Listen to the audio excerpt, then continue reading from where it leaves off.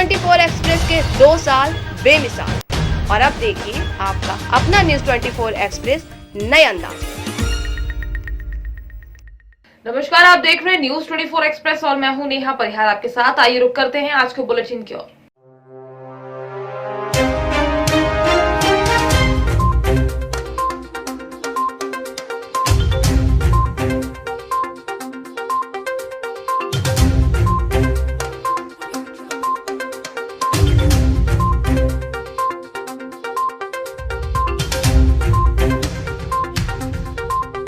AIMIM के राष्ट्रीय अध्यक्ष असदुद्दीन ओवैसी साहब उत्तर प्रदेश के सहारनपुर जिले में ग्राम खुर्द में पार्टी का प्रचार प्रसार करने के लिए 31 तारीख को रैली का आयोजन कर रहे हैं, जिसमें प्रदेश अध्यक्ष शौकत अली खान ने बताया कि हमारे राष्ट्रीय अध्यक्ष सभी कार्यकर्ताओं से मिलने के लिए आ रहे हैं, मगर उत्तर प्रदेश के अंदर तेजी के साथ ओवैसी साहब का विचारों का युवाओं के दिलों में जोश पड़ रहा है, इसलिए जनसभा का आयोजन किया जा रहा है। सहारनपुर में 2022 का चुनाव बहुत करीबी है और हम 7 विधानसभा के ऊपर अपने प्रत्याशी भी उतारेंगे। अगर हमारी पार्टी गठबंधन में आए, जो भी राष्ट्रीय अध्यक्ष जी का आदेश होगा उसका हम पालन करेंगे। मैं आमिर सलमानी न्यूज़ 24 एक्सप्रेस से बड़ी खबर से आपको रूबरू कराने जा रहा हूं। देखिए, सहारनपुर ज़िले के अंदर बहुत बड़ा प्रोग्राम असदुद्दीन ओवैसी साहब का होने के लिए जा रहा है और हम जहां पे प्रोग्राम और रैली का आयोजन किया जा रहा है, 2022 का चुनाव बहुत करीब है विधानसभा उत्तर प्रदेश के अंदर, तो हम यहां पे मौके पे पहुंचे हैं। यहां पे रैली का आयोजन किया जा रहा है क्योंकि 31 अक्टूबर को यहाँ पर ओवैसी साहब की रैली होने के लिए जा रही है और यहाँ पर जो मौजूद आला अधिकारी, उनकी पार्टी के जो मेन मेंबर हैं और अध्यक्ष हैं, शौकत अली खान प्रदेश अध्यक्ष यहाँ पे मौजूद हैं और यहाँ पे आए हुए हैं और सब तैयारियाँ ओवैसी साहब की पार्टी के कार्यकर्ता और तमाम प्रदेश अध्यक्ष यहाँ पे मौके पे पहुँच चुके हैं। वो ओवैसी साहब से पहले यहाँ पे आके उनकी तैयारियाँ करा रहे हैं और सामने आप देख रहे होंगे ये स्टेज लगाने का काम हो रहा है और बहुत बड़ा प्रोग्राम किया जा रहा है क्योंकि उत्तर प्रदेश के अंदर अभी शौकत अली खान साहब से हमारी बात हो रही थी, वो बता रहे थे हम 100 सीटों पर उत्तर प्रदेश के अंदर चुनाव लड़ेंगे। तो सबसे मेन जो ज़िला उनके नज़र में है तो सहारनपुर हो गया, मुजफ्फरनगर हो गया, मेरठ हो गया, क्योंकि उनका मानना है यहाँ पे मुस्लिम को, दलित को और काफ़ी जो नीचे समाज लोग कहते हैं और अन्य पार्टियां कहती हैं, तो उनको अनदेखा किया जा रहा है। तो यहाँ पे उनकी नज़र ज़्यादा है। तो सहारनपुर ज़िले में ख़ास करके जनता रोड पड़ता है जहाँ पे रैली का आयोजन किया जा रहा है और ये रैली की तैयारी चल रही है। 31 अक्टूबर को यहाँ पे ओवैसी साहब आ रहे हैं। तो आमिर सलमानी के साथ में देखते रहिए न्यूज़ 24 एक्सप्रेस पे, कैमरामैन हैदर अली खान के साथ। तो निकाय चुनाव में हमने कामयाबी हासिल की थी। महानगर में हमारे 32 कारपोरेटर जीत करके आए थे। पूरे उत्तर प्रदेश में एक मेयर हमने लड़ाया था फिरोज़ाबाद से, जहां हमने सेकंड पोल किया था। फर्स्ट नंबर पे बीजेपी थी, सेकंड पे एमआईएम थी, थर्ड पे समाजवादी थी। तो आवाम की मोहब्बतें मिल रही है और हम आगे बढ़ रहे हैं। अभी रिसेंटली जो इलेक्शन हुआ था ज़िला पंचायत, उसमें हमारे 24 उम्मीदवार जीत करके आए हैं। 69 हमारे रनर रहे। तो अल्हम्दुलिल्लाह पहले से बेहतर है, हमारा ऑर्गेनाइजेशन भी बेहतर है और मजबूती के साथ। अब रह गया कि सीटें हम कितनी जीत रहे हैं। मैं तो ये चाहूँगा कि हम जितनी सीटें लड़ रहे हैं वो सारी की सारी सीटें जीत जाएं और अल्लाह की ज़ात से हमें भरोसा भी है, इंशाअल्लाह ताला हमें कामयाबी मिलेगी। सहारनपुर ज़िले में क्या मांग रहे हैं आप? देखिए, सहारनपुर ज़िले में आवाम की मोहब्बतें मिल रही हैं और आप यहाँ देख रहे हैं जो कि हमारा प्रोग्राम होना है परसों, और यहाँ पहले से सैकड़ों की तादाद में लोग इकट्ठा हैं। लोगों में जोश है ओवैसी साहब की तकरीर सुनने का, ओवैसी साहब को देखने का, और इंशाअल्लाह ताला ये जोश और ये जज्बा 2022 के इलेक्शन में वोटों में तब्दील होगा इंशाअल्लाह। और कोई मैसेज देना चाहेंगे उत्तर प्रदेश की जनता? मैं यूपी की आवाम को कहना चाहूँगा कि 74 सालों से आप सिर्फ डिस्पोजल गिलास की तरह इस्तेमाल हुए हैं। जिस समाज के पास अपना कोई सियासी दल नहीं होता है, उस समाज की कोई आवाज़ नहीं होती है। जमहूरियत में नाइंसाफ़ी के ख़िलाफ़ लड़ने के लिए सिर्फ आपके पास एक रास्ता है, वो सियासी रास्ता है।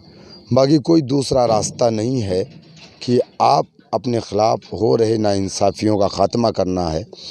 इस मुल्क में सिर्फ मुसलमानों के साथ ही नहीं बल्कि और भी हमारे जो गैर मुस्लिम भाई हैं, जो SC ST OBC हैं, उनके साथ भी यहाँ जुल्म हो रहा है। तो ये जो लड़ाई हम लड़ रहे हैं नाइंसाफ़ी के ख़ात्मे के लिए लड़ रहे हैं, नाइंसाफ़ी का ख़ात्मा होना चाहिए, इंसाफ का बोलबाला होना चाहिए, और ये लड़ाई जालिम बनाम मज़लूम है।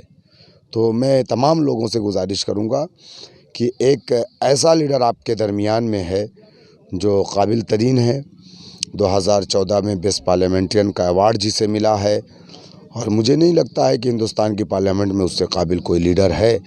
तो एक ऐसे लीडर की आवाज़ बनना चाहिए जो उत्तर प्रदेश नहीं बल्कि पूरे हिंदुस्तान के शोषित वंचित समाज की आवाज़ हिंदुस्तान की पार्लियामेंट में बनता है। सर एक अच्छा आखिरी सर, सवाल। आखिरी सवाल और उत्तर प्रदेश में आप 100 सीटों पर चुनाव लड़ने जा रहे हैं। कन्नौज जिले में 22 में बाइसिकल के नारे के साथ समाजवादी पार्टी ने भाजपा को सत्ता से बेदखल करने के लिए कमर कस ली है। सपा जिला अध्यक्ष कलीम खान ने जिला कार्यकारिणी का विस्तार करते हुए सभी वर्गों के लोगों को जगह दी है। महिलाओं पर भी खासा फोकस किया है। समाजवादी पार्टी के राष्ट्रीय अखिलेश यादव के निर्देश पर सपा जिला अध्यक्ष कलीम खान ने गुरुवार को जिला कार्यकारिणी का विस्तार करते हुए कई युवा चेहरों के नामों की घोषणा की है। उनके द्वारा जिला कार्यकारिणी में जिला उपाध्यक्ष पद पर भानु गुप्ता, आलोक त्रिपाठी, गुड्डा ठाकुर, शरद यादव, शिवांग वाजपेयी, सुमित कुमार को शामिल किया गया है। समाजवादी पार्टी कार्यालय में आज किस तरीके से लोगों को जिम्मेदारी दी गई है?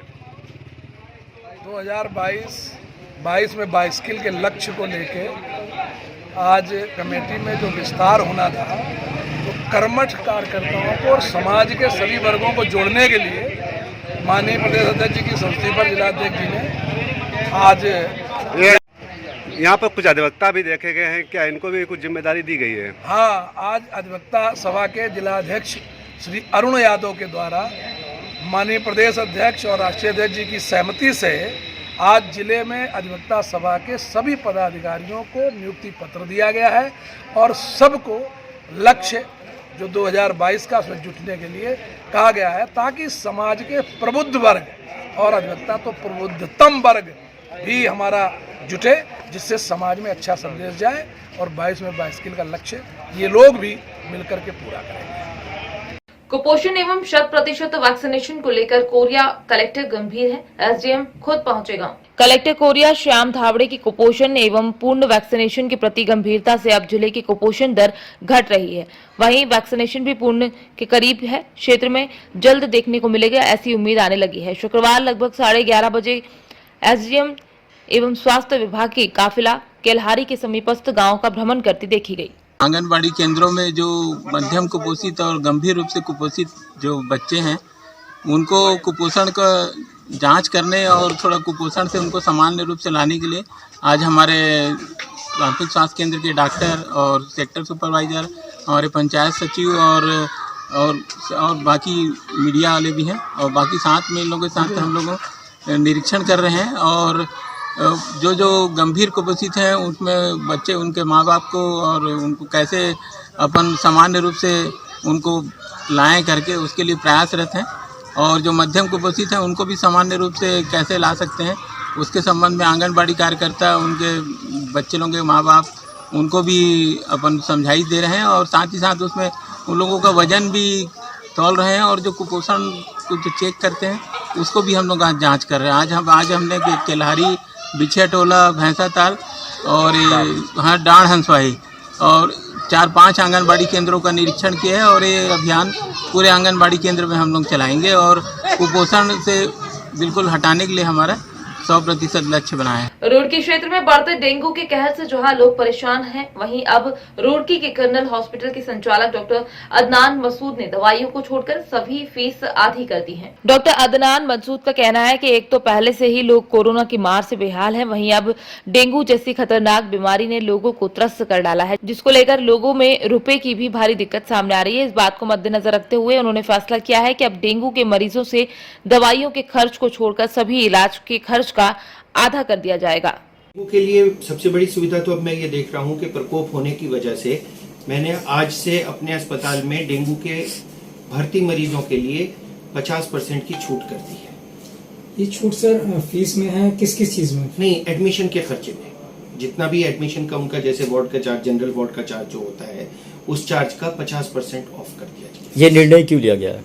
ये निर्णय इसलिए लिया गया क्योंकि पिछले कुछ दिनों में लोग ऑलरेडी कोरोना की मार से बहुत परेशान हैं, माली हालात अच्छे नहीं हैं और डेंगू इतनी ज़्यादा फैला हुआ है कि इसकी वजह से लोग बहुत परेशान हो रहे हैं और अच्छा इलाज इनको नहीं मिल पा रहा है और ये अपनी सेहत को खिलवाड़ करते रहते हैं मोहल्ले में दवाई लेके, और जब वो कॉम्प्लिकेशंस हो जाती हैं तब वो अस्पताल पहुंचते हैं। जो चीज़ बहुत छोटे खर्चे में ट्रीट की जा सकती है उसके लिए इनको बहुत ज़्यादा खर्चा करना पड़ता है। उस चीज़ को बचाने के लिए और लोगों की मदद करने के लिए कर्नल्स अस्पताल की तरफ से यह पहल की गई है कि इनके एडमिशन्स पर 50% की छूट दी जाएगी। डेंगू से बचने के लिए सबसे पहली चीज़ ये है कि आप अपने आप को ऐसे कवर रखें कि आपको मच्छर ना काटें। जितने भी मॉस्किटो रिपेलेंट हैं उनको इस्तेमाल करें। तीसरा, जो कहीं पे भी पानी रुकने ना दें। ये रुके हुए पानी में मच्छर पैदा होता है और उस मच्छर की वजह से काटने से डेंगू फैलता है। फिर एक दूसरे से ये दूसरा मच्छर काटता है, उसके ऊपर जाता है और ये साइकिल चलती रहती है। तो आप अपने घर में जितने भी कूलर्स हैं उनको पानी से साफ करते रहें। टायर कहीं पड़े हुए हैं उसके अंदर पानी जमा हो जाता है, छोटे छोटे गड्ढे में पानी जमा हो जाता है, तो आप उनको निकाल के जमीन पे ऐसा करें कि पानी का जमा होना रोक दें। यूपी और एमपी की पुलिस ने मिलकर 19 लाख रुपए की लूट का पर्दाफाश किया है। दरअसल मामला यूपी के माधवगढ़ पेट्रोल पंप के मुनीम के साथ हुई लूट का है। लूट करने वाले 7 आरोपी बताए जा रहे हैं। लूट करने वाले 6 आरोपियों को पुलिस ने गिरफ्तार कर लिया है। जालौन एसपी रवि कुमार एवं भिंड पुलिस अधीक्षक मनोज सिंह के द्वारा पुलिस टीम गठित की गई थी, जिसमें साइबर सेल के अधिकारी व मेहोना थाना प्रभारी सहित अन्य टीम के सदस्यों द्वारा 24 घंटे से पहले ही आरोपियों को गिरफ्तार कर लिया गया है। कल माधोगढ़ में सुबह 9 बजे के आसपास पेट्रोल पंप में एक बड़ी लूट की घटना हुई थी, जिसमें मुनीम को धक्का देकर 19 लाख रुपये लेके भिंड की तरफ भागे थे। इसकी सूचना माधोगढ़ तथा एसपी जालौन द्वारा मुझे दी गई और तुरंत जो है भिंड पुलिस द्वारा घेराबंदी की गई और उस घेराबंदी और अथक प्रयास के कारण 10 मिनट के बाद ही जो है जो लुटेरे थे वो दिखे एक खेत की तरफ, और जब उन्होंने पुलिस को देखा तो गाड़ी वहाँ छोड़कर भाग गए। उनकी गाड़ी लॉक थी। फिर पुलिस ने डॉग के सहायता से उनके जाने का डायरेक्शन देखा और उसके बाद से लगातार प्रयास करके जब गाड़ी के बारे में पता किया गया तो गाड़ी फोर्ड फिएस्टा थी जो इंदौर से ली गई थी। फिर इंदौर में जो एड्रेस दिया हुआ था उस एड्रेस पर अब चूँकि अभी मल्टी बन गए हैं, गाड़ी 2009 मॉडल की थी, तो लगातार प्रयास करके शाम को पता चला कि ये गाड़ी जो है गोरमी के आकाश ने खरीदी है और उसके बाद से इसमें और आगे प्रयास किया गया और उसके बाद से क्योंकि यूपी पुलिस भी इसमें लगातार लगी हुई थी, जालौन एसपी भी घटना के कुछ देर बाद वहाँ पर आ गए थे, तो हम लोगों ने संयुक्त प्रयास करके और जो है आरोपियों को पकड़ा है और लूटी गई पूरे 19 लाख रकम एवं उनसे कुछ जो है हथियार भी बरामद हुए हैं। कितने सर आरोपी थे और इसकी फरियादी चूँकि घबराया हुआ था और उसके द्वारा यह बताया गया कि 3 आरोपी थे, लेकिन अभी तक की जानकारी में 6 आरोपी आए हैं, उसमें से 5 को अरेस्ट कर लिया गया। तो कहाँ के रहने वाले हैं? सभी भिंड जिले के ही रहने वाले हैं। सर इसकी रैकी कैसे की गई थी, किसने इसकी सूचना दी थी? अभी इसकी और जानकारी ली जा रही है और विशेष विवेचना जो है चूँकि जालौन पुलिस द्वारा की जा रही है तो उनसे जानकारी लेके मैं आपको आगे अवगत कराऊंगा। बताया जा रहा है चौकीदार के लड़के के द्वारा इसकी रैकी। ऐसी संभावना व्यक्त की जा रही है कि उनके यहाँ जो चौकीदार था वो भी षड्यंत्र में शामिल था। क्योंकि रकम बड़ी थी, ऐसे में कितना वक्त हो चला है एक छोटे से ब्रेक का, फिर मुलाकात होगी ब्रेक के बाद। मध्य प्रदेश की अग्रणी कंपनी 0+ प्राइवेट लिमिटेड ने अपनी विचारधारा स्वस्थ नारी सशक्त भारत के अनुरूप अपने बहुप्रतीक्षित उत्पाद संपूर्ण भारत में लॉन्च किए हैं। Company pride wing sanitary pads एवं बेबी सॉफ्ट हैप्पी पैंट्स का सफलतापूर्वक विपणन आरंभ कर चुकी है। कंपनी का उद्देश्य कम मूल्य पर उच्च गुणवत्ता के उत्पाद समस्त भारतीयों को उपलब्ध कराना है। कंपनी के ग्रुप डायरेक्टर राहुल जैन स्वदेशी भारत एवं वोकल फॉर लोकल के अंतर्गत समस्त भारत में कंपनी की उपस्थिति दर्ज कराना चाहते हैं। कंपनी का मुख्य ऑफिस मध्य प्रदेश के इंदौर शहर में स्थित है। ब्रेक के बाद एक बार फिर आप सभी का स्वागत है। आइए बढ़ते हैं अगली खबर की ओर।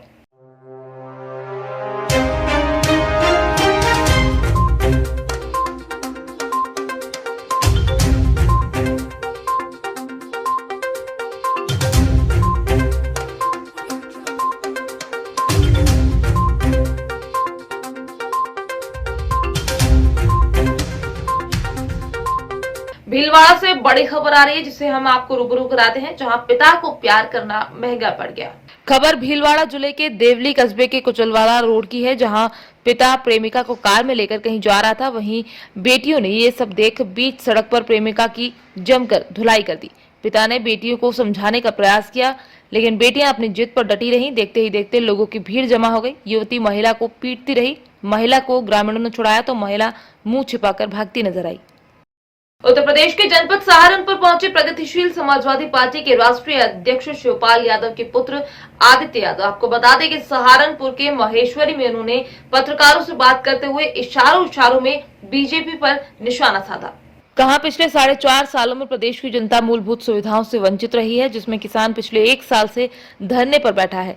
एवं लखीमपुर कांड को लेकर भी बीजेपी पर बड़ा हमला बोला। कहा, बीजेपी ने मंत्री ने किसानों को अपनी गाड़ी से बेरहमी से कुचला और जनता इसका जवाब आगामी चुनाव में निश्चित रूप से देगी। आपको बता दें, आगामी चुनाव 2022 को लेकर उन्होंने गठबंधन को लेकर साफ कर दिया है कि हमारी प्राथमिकता समाजवादी पार्टी है, क्योंकि दोनों पार्टियों की विचारधारा एवं उद्देश्य भी एक है। और आगामी विधानसभा चुनाव के मद्देनजर रखते हुए कार्यकर्ताओं को तैयारियों में जुटने का भी नसीहत देते हुए कहा कि मुद्दों को लेकर जनता के बीच जाएंगे और उत्तर प्रदेश की जनता पर पूरा भरोसा है।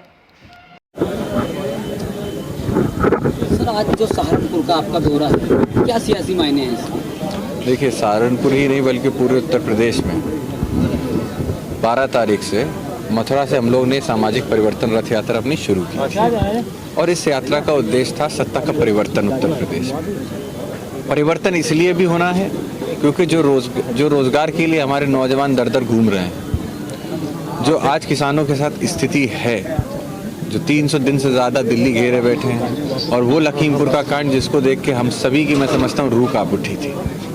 कितने भयावह तरीके से गाड़ी एक मंत्री के बेटे ने, केंद्रीय मंत्री के बेटे ने इस तरीके से गाड़ी चढ़ाकर किसानों को कुचला, और उसके बावजूद पुलिस इतनी बेबस दिखाई दी, प्रशासन इतना बेबस दिखाई दिया कि 2-2 बार उनके घर पे अरेस्ट करने के लिए, चस्पा करने के लिए गए, लेकिन तब भी कहीं कोई एक्शन नहीं ले पाया। और फिर 5 से 6 दिनों बाद किस तरीके से कार्रवाई हुई, किस तरीके से पूछताछ हुई, उसमें पुलिस कितनी बेबस दिख रही थी, आपने, हमने, सब मीडिया कर्मियों ने और सभी आप लोगों के माध्यम से हमने भी देखा। तो इस प्रदेश में योगी आदित्यनाथ जी जब शपथ लिए थे तब उनकी प्राथमिकता थी कानून व्यवस्था। आज वही प्राथमिकता उनकी पूरी तरीके से चरमराई हुई दिखती है, और ये हम नहीं, पूरा प्रदेश महसूस करता है। तो मैं समझता हूँ कि ये सामाजिक परिवर्तन रथ जो निकला है वो सत्ता परिवर्तन को लेकर निकला है, और ये जो असली मुद्दे हैं, जो असली में मुद्दे होने चाहिए, महंगाई मुद्दा होना चाहिए, किसान बिल मुद्दा होना चाहिए, किस तरीके से पेट्रोल के दाम बढ़ते चले जा रहे हैं, घरेलू वस्तुओं का कितना दाम बढ़ता चला जा रहा है। आज हमारे देश की रैंकिंग अगर आप देखें ग्लोबली तो क्या रैंकिंग रह गई है। तो ये सारी चीज़ों के ऊपर मैं समझता हूँ ये असली मुद्दे होते हैं, इनके ऊपर बात होनी चाहिए जिनसे जनता को भ्रमित किया जा रहा है। तो उसी भ्रमित ना हो जनता, इसीलिए जनता को जागरूक करने के लिए सामाजिक परिवर्तन रथ निकला है। सर, उत्तर प्रदेश में 2 से 3 महीने चुनाव में बचे हैं, उसको लेकर पार्टी क्या मुद्दे हैं इस बार, प्रमुख मुद्दे क्या होंगे? जैसा मैंने कहा, बेरोजगारी, कानून व्यवस्था मुद्दा होने वाला है। किसानों के साथ जो स्थिति है, किसान बिल, MSP न्यूनतम समर्थन मूल्य, ये अहम मुद्दे हैं और यही मुद्दे हर बार रहे हैं। इन्हीं मुद्दों के ऊपर हम लोगों ने हमेशा आवाज़ उठाई है। पहले भी जब माननीय शिवपाल सिंह जी मंत्री रहे, उन्होंने अपने नेतृत्व में सिंचाई मुफ्त करके दी। तो किसानों की सहायता, किसान जैसे कहा जाता है हमारे देश की रीढ़ की हड्डी है, तो उन्हीं किसान जिसने इस देश को बनाया है और आज इस देश को इतनी बड़ी पहचान दी है, तो उसी किसान को अगर ये मौजूदा सरकार भूल गई तो मैं समझता हूँ निश्चित ही 2022 में जो जनता है वो इसका जवाब देगी, मुंह तोड़ जवाब देगी। निश्चित सत्ता परिवर्तन होने वाला है। आपकी पार्टी अकेली चुनाव में लड़ेगी, गठबंधन की परिवर्तन होने वाला है। आपकी पार्टी अकेली चुनाव में लड़ेगी, गठबंधन की बात चल रही है? देखिए, अभी तक पार्टी ने हम सभी को निर्देशित किया, गुड्डू भाई भी बैठे हैं, हम सभी लोगों की बातचीत लगातार हो रही है। विभिन्न दलों से समाजवादी पार्टी, हमारे राष्ट्रीय अध्यक्ष जी ने कहा है कि प्राथमिकता हमारी समाजवादी पार्टी है, क्योंकि हमारी विचारधारा एक है। माननीय शिवपाल सिंह जी ने 40 साल एक पार्टी में काम किया, उसको ऊंचाइयों तक पहुंचाने में उनका भी योगदान रहा है। तो कहीं ना कहीं वो चाहते हैं कि एकता होकर, एकजुट होकर, गठबंधन होकर, और ये हम ही नहीं, पूरे प्रदेश में हम लोग जो घूम रहे हैं, हर पार्टी, मतलब दोनों पार्टियों के जो पदाधिकारी हैं, जो कार्यकर्ता हैं, जो जनता है प्रदेश की, वो ये चाहती है कि एका होके किसी तरीके से चुनाव हो। तो हम तो ये कहते हैं कि अगर हो जाता है, उद्देश्य एक है, लक्ष्य एक है, विचारधारा एक है, तो मजबूती से अगर एक ही मंच पे अगर हम लोग आएंगे तो निश्चित ही इसका प्रभाव बहुत बड़ा पूरे उत्तर प्रदेश के अंदर पड़ेगा। जिला सहारनपुर में क्या मान के चल रहे हैं आप? जिला सहारनपुर में बिल्कुल वजूद हम लोग का रहेगा। गुड्डू भाई के साथ आज हम लोगों ने कार्यक्रम किया। हजारों की भीड़ हम लोगों को पहले रिसीव करने बॉर्डर पे आई थी, हमारे कार्यकर्ता आए थे। उसके बाद 3 से 6 जगहों पे भव्य स्वागत और उसके साथ साथ हम लोगों का कार्यक्रम हुआ, जिसके अंदर सभी समाज, मैं ये नहीं कहूँगा कि सिर्फ एक ही समाज या 2 समाज, सभी समाज के लोग हाथों हाथ हम लोगों का स्वागत किया है, हम लोगों को माल्यार्पण किया और हमको भरोसा दिलाया है कि माननीय शिवपाल सिंह जी ने अपने कार्यकाल में जो काम किए हैं हम उससे इतने प्रभावित हैं। हम चाहते हैं कि उत्तर प्रदेश विकास की ओर फिर से जाए, इसीलिए हम लोग प्रगतिशील समाजवादी पार्टी के साथ। उत्तर प्रदेश की सभी सीटों पर चुनाव लड़ाएंगे। अभी तक तो जो हम लोगों को निर्देशित किया गया है, हम लोगों को कहा गया है कि बूथ स्तर तक, जिले से बूथ स्तर तक की जो हमारी कमेटी है उन 403 विधानसभाओं का हम लोग रिव्यू करके आए, उन सभी विधानसभाओं को मजबूत करके आए और उसके बाद अपनी पार्टी के जो शीर्ष नेतृत्व है उसको हम अपनी से रिपोर्ट सबमिट करें और उसके बाद हम लोग तय करें कि हम कैसे लड़ेंगे, कितनी सीटों पर लड़ेंगे, किस दल के साथ लड़ेंगे, किस तरीके से लड़ेंगे। आज का सहारनपुर दौरा क्या इसे क्या माना जाए कि चुनावी शंखनाद एक तरह से हो गया है? जी बिल्कुल, चुनावी हम लोग तो ये समझ लीजिए अगर ये दूसरी लहर ना होती तो ये जो सामाजिक परिवर्तन रथ है ये आज से 2 से 3 महीने पहले चल गया होता। हम लोगों ने लखनऊ का जो जिला का हम लोग का प्रदेश कार्यालय है वहाँ पे सभी पदाधिकारी आए हुए थे, हाजी जी थे, हम लोग थे, गुड्डू भाई थे, हम सभी लोग वहाँ उपस्थित थे। राष्ट्रीय अध्यक्ष जी ने वहाँ से कार भरी थी कि हम लोग सामाजिक परिवर्तन रथ लेकर पूरे उत्तर प्रदेश में घूमने का काम करें, लेकिन सेकेंड वेव की वजह से फिर वो टल गया। लेकिन मैं ये कह सकता हूँ, निश्चित ही कह सकता हूँ कि समय बहुत कम बचा है और हम सबको भिंड में शुक्रवार देर रात देहात पुलिस ने छापामार कार्यवाही कर टोमेटो सॉस बनाने वाली फैक्ट्री पकड़ी। पुलिस को यहां 4 क्विंटल कच्चा माल और 1 क्विंटल के करीब तैयार सॉस के पैकेट मिले हैं। फूड एंड सेफ्टी डिपार्टमेंट के अफसरों ने सैंपल कलेक्ट किए हैं। मौके पर पहुंचे सीएसपी आनंद राय व फूड अफसर रीना बंसल टमाटर सॉस बनाने के तरीके को देखकर दंग रह गए। सॉस बनाए जाने के लिए केमिकल कलर अरारोट का इस्तेमाल हो रहा था। सीएसपी आनंद राय ने बताया कि भिंड शहर के दशरथ नगर में टोमेटो सॉस बनाकर चाइनीज फूड वाले दुकानदारों को सप्लाई किया जाता है। क्वालिटी ठीक नहीं होने से और सॉस हानिकारक है, ऐसी सूचना पर रात करीब 11 बजे देहात थाना प्रभारी रामबाबू यादव के साथ छापा मारा गया। फैक्ट्री सुरेंद्र बघेल के नाम पर संचालित होती है। आज सब देहात थाना अंतर्गत दशरथ नगर में कार्रवाई हुई है। क्या कार्रवाई हुई है? आज सूचना मिली थी कि यहाँ पर नकली सॉस विनेगर इत्यादि बन रहा है। सूचना पर छापा मारा गया है देहात पुलिस की सहयोग से और छापामारी कार्रवाई में हमको पूरी फैक्ट्री मिली है जिसमें सॉस, विनेगर और अन्य सामग्री बनती है। बनने का जो तरीका है वो यहाँ पर इसमें अरारोट है, अरारोट को उसमें कलर मिलाकर और अन्य चीज़ें मिलाकर ये तैयार करते हैं। यहाँ से कहाँ सप्लाई का बताया गया है? अभी ये जो यहाँ पे एक धुरेंद्र बघेल जो मिला है उसके द्वारा ये बताया गया है कि ये यहाँ पर जो उनके ठेलों पर जो सामग्री बनती है चाइनीज़ फूड वगैरह उसमें ये सप्लाई करते हैं। किसके नाम से संचालित है ये? जो धुरेंद्र बघेल ने बताया कोई अतुल जैन है, उसके द्वारा ये कार्य करवाया जा रहा था। ये सॉस तैयार करवाया जाता जो झांसी मोहल्ले का रहने वाला है और उसका ये सामान है।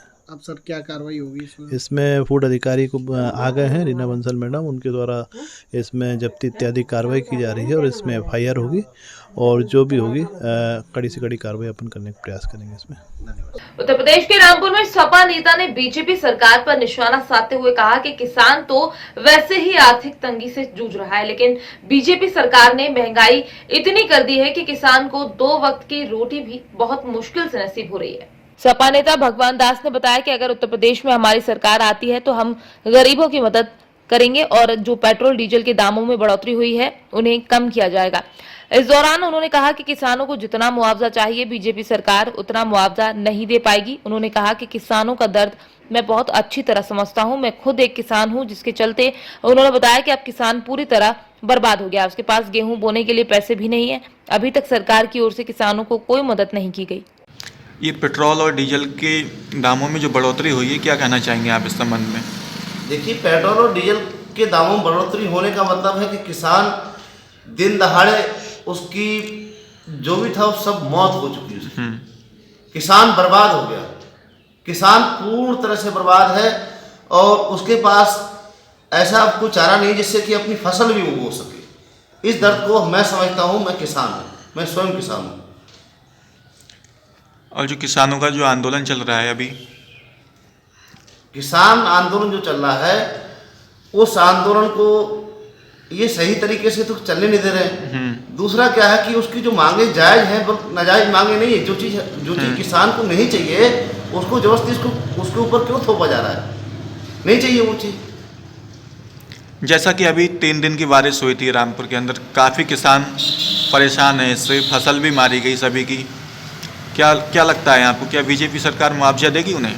देखिए, बीजेपी सरकार जिस हिसाब से उनको मुआवजा मिलना चाहिए वो मुआवजा उनको नहीं दे पाएगी।